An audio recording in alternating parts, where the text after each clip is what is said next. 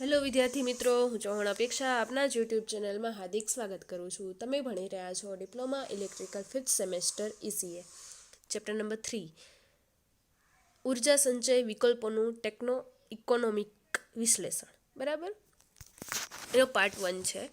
તો આજે આપણે જોઈશું પાર્ટ 1 ચેપ્ટર નંબર 3. પહેલો ટોપિક છે ઉર્જા કાર્યદક્ષ સાધનોની જરૂરિયાત. ઉર્જાનું સેવિંગ કરવું હોય, બરાબર, ઉર્જાનો સંચય કરવો હોય તો એના માટે ખૂબ જ જરૂરી છે ઉર્જાના કાર્યદક્ષ સાધનો. તો એની જરૂરિયાત શું કામ પડી? તો સૌથી પહેલાં આપણે ખ્યાલ જ છે કે ચેપ્ટર નંબર 2ની અંદર જોઈ ગયા કે વિશ્વના વસ્તી વધારાનો દર કેટલો છે? 1.8%, બરાબર. જ્યારે એનર્જી વપરાશ કેટલો છે? 2%. એટલે વસ્તી વધારા સાથે એનર્જીનો વપરાશ ખૂબ જ વધી રહ્યો છે. કેટલો છે? જો આપણે બેનો ડિફરન્સ કાઢીએ તો 0.2% જેટલો વધારે છે એનર્જીનો વપરાશ, બરાબર. એટલે એનર્જીનો વપરાશમાં ઘણો જ વધારો થઈ રહ્યો છે, બરાબર. હવે આપણા પાસે ઉર્જાના સ્ત્રોત કયા કયા છે? એક તો પુનઃ પ્રાપ્ય અને પુનઃ અપ્રાપ્ય, બરાબર. જ્યારે પૃથ્વીના પેટાળમાં કયા છે? કોલસો અને ખનિજ તેલ સંગ્રહાયેલા છે, જેનો એક વખત યુઝ થઈ ગયા પછી બીજી વખત યુઝ કરી શકતા નથી, બરાબર. હવે જેમ જેમ ઔદ્યોગિક ક્રાંતિ થઈ રહી છે એમ એમ આપણા આ ઉર્જા સ્ત્રોતનો પણ બહોળો ઉપયોગ થઈ રહ્યો છે, બરાબર. બંને પ્રકારના સ્ત્રોત પુનઃ અપ્રાપ્ય પ્રકારના છે, એટલે કે એનો એક વખત વપરાશ થઈ ગયા પછી એનો પુનઃ રીયુઝ કરી શકાતું નથી, બરાબર. હવે ઔદ્યોગિક ક્રાંતિની સાથે સાથે આ બધા સ્ત્રોતો પણ ખૂબ જ બહોળા પ્રમાણમાં વપરાશમાં આવતા રહ્યા છે, બરાબર. હવે એનું સેવિંગ કરવું ખૂબ જ જરૂરી છે, બરાબર. તો એના બે વિકલ્પ છે. એક તો કયા? તો પેલું છે પુનઃ પ્રાપ્ય, જે ફરી પાછા યુઝ કરી શકાય એવા ઉર્જા સ્ત્રોતનો ઉપયોગ કરવો, જેમ કે સોલાર, વિન્ડ, પાણી, બરાબર. એ બધા એનર્જીનો રીયુઝ થઈ શકે છે, અને એટલે એ પ્રકારની પુનઃ પ્રાપ્ય એનર્જીનો બહોળા પ્રમાણમાં ઉપયોગ કરો. અને બીજો એ છે કે આપણા પાસે જે સ્ત્રોત રહ્યા છે પુનઃ અપ્રાપ્ય, જેમ કે કોલસો, ખનિજ તેલ ને એ બધા, બરાબર, એનો સમજદારીપૂર્વક ઉપયોગ કરીને ઉર્જાનો બચાવવાનો, બરાબર, ખપ પૂરતો જ યુઝ કરવાનો, એનો બિનજરૂરી ઉપયોગ ટાળવો. તો આ બધા જો આ બે વિકલ્પ આપણે ધ્યાનમાં રાખશું તો આપણા પાસે એનર્જીનું સેવિંગ થઈ શકશે, બરાબર. તો આ બધા સાધનો, આ બધા કાર્યદક્ષ સાધનોનો ઉપયોગ કરવાથી આ એનર્જી સ્ત્રોતની બચત થઈ શકે અને પ્રક્રિયા પણ ઇઝીલી થઈ શકે, બરાબર. એના માટે કરીને આપણે એનર્જીના કાર્યદક્ષ સાધનોની ઉપયોગિતા ખૂબ જ જરૂરી છે, બરાબર. હવે એના માટે શું કરવું જોઈએ? તો ઉદ્યોગોમાં મેન્યુફેક્ચરિંગ ઇક્વિપમેન્ટ અને ટેકનોલોજીને બદલાવા જોઈએ, બરાબર. નવી નવી ટેકનોલોજી આવતી જાય છે, એનો ઉપયોગ કરવાથી એનર્જીમાં સેવિંગ થઈ શકે છે, બરાબર. એટલે નવી નવી ટેકનોલોજીનો ઉપયોગ કરતા રહેવો જોઈએ. અને કાર્યદક્ષ મશીનરી એટલે શું? તો ઓછી એનર્જી, ઓછી લાઇટ, ઓછી ઇલેક્ટ્રિક એનર્જી વાપરી અને ઘણું બધું આઉટપુટ આપે, એનર્જીમાં વેસ્ટ ન કરતા હોય એવા સાધનો, એવી મશીનરીનો યુઝ કરી અને આપણે એનર્જીમાં સેવિંગ કરી શકીએ છીએ અને ઉર્જામાં પણ બચાવ કરી શકીએ છીએ, પ્લસમાં સમય પણ આપણે બચાવી શકીએ છીએ અને સારી એવી પ્રોડક્શન કરી શકીએ છીએ, બરાબર. તો એના માટે કરીને સૌથી અગત્યનું કે સ્ટાફિંગ અને ટ્રેનિંગ, બરાબર. તમારા પાસે ઇન્ડસ્ટ્રીની અંદર જે સ્ટાફ રહેલો છે એના માઇન્ડમાં નવી નવી ટેકનોલોજી આવવી જોઈએ, અથવા તો નવી નવી ટેકનોલોજીના એ અવેર હોવા જોઈએ, બરાબર. તો આપણે ઇઝીલી એ પ્રોડક્શન સ્ટાર્ટ કરી શકીએ, બરાબર. તો સ્ટાફિંગ અને ટ્રેનિંગમાં શું કહેવા માંગે છે એ જોઈએ. તો એનર્જી કન્ઝર્વેશનના ભાગરૂપે નવી ટેકનોલોજીનો ઉપયોગ કરતું સાધન વસાવવામાં આવે અથવા જૂના પ્રક્રિયાને બદલી નવી ટેકનોલોજીવાળા પ્રોસેસનો ઉપયોગ કરવામાં આવે તો યોગ્ય સ્ટાફની જરૂર પડે છે. આ બે રીતે થઈ શકે. કઈ રીતે? તો પેલું છે સ્ટાફિંગ અને બીજું છે ટ્રેનિંગ.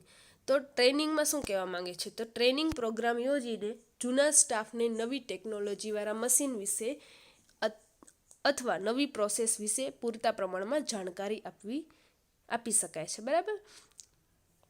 નવી નવી ટેકનોલોજી આવતી રહી છે, એ નવી ટેકનોલોજીને મેનેજર દ્વારા કે કોઈ પણ યોગ્ય ટ્રેનર દ્વારા સ્ટાફને ટ્રેનિંગ આપીને એ લોકોને અવેર કરવામાં આવે છે કે આ નવી નવી ટેકનોલોજી આ વિભાગમાં આવી રહી છે, તો એ તમે યુઝ કરો અને એનર્જીનું સેવિંગ કરી શકો, બરાબર. તો એ સ્ટાફને આપણે ટ્રેનિંગ આપવી જરૂરી છે, બરાબર. બીજું શું છે સ્ટાફિંગ. તો જૂનો સ્ટાફ સક્ષમ ન હોય તો એ મશીન અંગેની જાણકારીવાળા સ્ટાફની ભરતી કરવી જરૂરી છે, બરાબર. કોઈ જૂનો સ્ટાફ એવો હોય કે જે દેશમાં નવી ટેકનોલોજી આવી હોય, નવી મશીનરીની ટેકનોલોજી આવી હોય, તો એ જૂના સ્ટાફને ખ્યાલ ન હોય તો જે મશીનરી વિશે જાણકાર હોય એવા સ્ટાફનું આપણે ભરતી કરીને એનર્જીમાં સેવિંગ કરી શકીએ છીએ, બરાબર. તો આ હતું ટ્રેનિંગ અને સ્ટાફિંગ, બરાબર. હવે એના પછી છે ટોપિક એનર્જી કન્ઝર્વેશન પ્રોજેક્ટની ગણતરી અને ખર્ચ, બરાબર.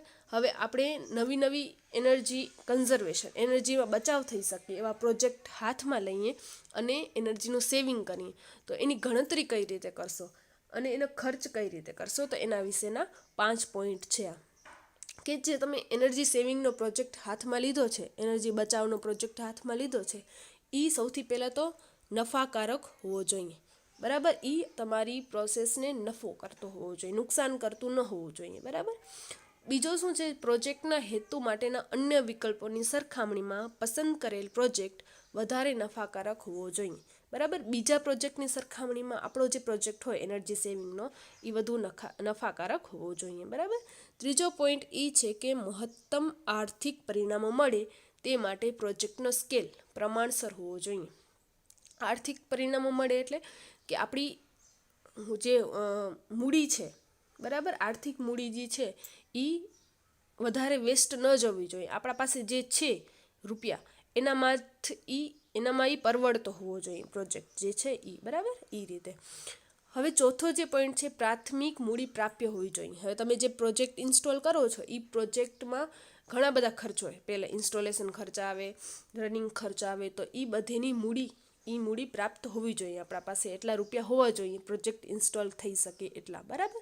તો એ બાબત ધ્યાનમાં રાખવી જોઈએ. ને 5મો જે પોઈન્ટ છે પ્રોજેક્ટના ભાગો સેગમેન્ટ પણ આર્થિક રીતે વ્યાજબી હોવા જોઈએ, બરાબર. હવે આપણા પાસે મૂડી થોડી હોય અને આપણે મોટા મશીનરીઓ લાવીને ઇન્સ્ટોલ કરીએ તો એ પણ પછી પરવડે એમ ન હોય તો એ પણ વ્યાજબી ન લેખાય, બરાબર. એ ઉલટાનું એનર્જીમાં લોસ થયો કહેવાશે, એનર્જી સેવિંગ થયું કહેવાશે નહીં. એટલે પ્રોજેક્ટ નાનો હોય તો એના માટે એ પ્રકારના ઇક્વિપમેન્ટ લાવવા જોઈએ, ને પ્રોજેક્ટ મોટો હોય તો એના માટે એ પ્રકારના ઇક્વિપમેન્ટ સજેસ્ટ કરવા જોઈએ, બરાબર. તો આ 5 મુદ્દા એ હતા કે એનર્જી કન્ઝર્વેશન પ્રોજેક્ટની ગણતરી અને ખર્ચ ધ્યાનમાં લેવાના મુદ્દાઓ, બરાબર.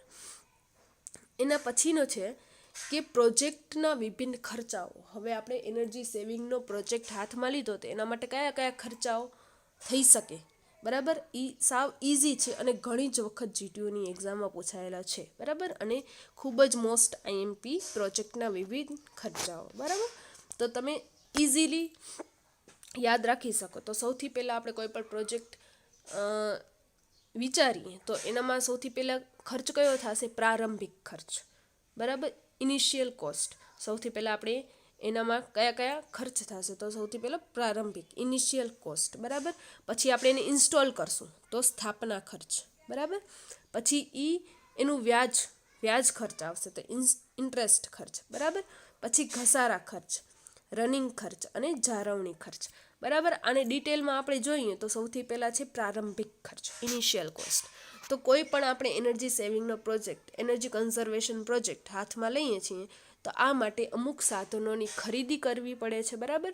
તેના ખર્ચનો આમાં સમાવેશ થાય છે. દાખલા તરીકે પાવર ફેક્ટરમાં સુધારવા માટેનો પ્રોજેક્ટ હોય તો એનામાં એનર્જી કન્ઝર્વેશન કરવાની હોય તો એના માટે કેપેસિટર બેંકની જરૂરિયાત પડે. તો કેપેસિટર બેંક જે હશે એ ખૂબ જ મોંઘી હોય તો એ પણ આપણે લેવી પડશે. તો એ પણ આપણે પ્રોજેક્ટના ખર્ચામાં એનો સમાવેશ થઈ જાય. તો એ સૌથી પહેલાં પ્રારંભિક, કેપેસિટર બેંક જ ન હોય તો એનર્જી સેવિંગ કઈ રીતે થશે, તો સૌથી પહેલાં પ્રારંભિક શું જરૂરિયાત પડશે, તો કેપેસિટર બેંકની જરૂરિયાત પડશે, બરાબર. તો એનામાં કેવો આવશે, પ્રારંભિક ખર્ચમાં એ સમાવેશ થશે, બરાબર.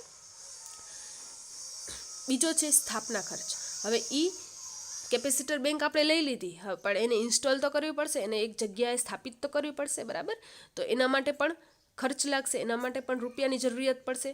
તો એ બીજો હશે સ્થાપના ખર્ચ, કે એનર્જી સેવિંગ ઇક્વિપમેન્ટનો યોગ્ય રીતે ઇન્સ્ટોલ કરવું જરૂરી છે. અમુક પ્રકારના ઇક્વિપમેન્ટમાં ઇન્સ્ટોલેશન ખર્ચ ઓછો અથવા નજીવો હોય છે, પરંતુ કેટલાક ઇક્વિપમેન્ટના ઇન્સ્ટોલેશન ખર્ચ ઘણો જ વધારે હોય છે. જેમ કે ટ્રાન્સફોર્મર હોય, બરાબર. ટ્રાન્સફોર્મર હોય, હેવી હાઈ વોલ્ટેજ ટ્રાન્સફોર્મર હોય તો એનામાં ખૂબ જ બહોળા પ્રમાણમાં ઇન્સ્ટોલેશન ખર્ચ લાગે, બરાબર. જ્યારે નાનું એવું ઇક્વિપમેન્ટ હોય તો એનામાં સ્થાપના ખર્ચ ઓછો લાગે, બરાબર. એ પ્રમાણે કહેવા માંગે છે આ કે કોઈ પણ ઇક્વિપમેન્ટ આપણે લઈએ એનર્જી સેવિંગનું તો એનો સ્થાપના ખર્ચ લાગે. તો એ બીજો હતો સ્થાપના ખર્ચ, બરાબર.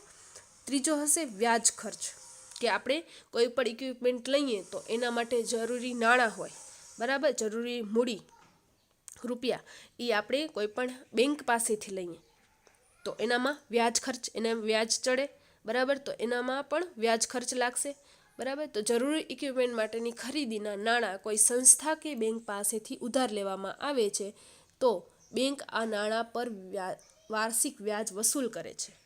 બેંક જે હશે એ વાર્ષિક વ્યાજ આપણા પાસેથી લેશે તો એ એક્સ્ટ્રા રૂપીસ છે એ પણ આપણે સેવિંગ કરવું જરૂરી છે, બરાબર. તો એ વ્યાજ ખર્ચ પણ લાગે છે, બરાબર. એના પછીનો ચોથો છે ઘસારા ખર્ચ, મોસ્ટ આઈએમપી ઘસારા ખર્ચ, ડેપ્રેસિએશન કોસ્ટ.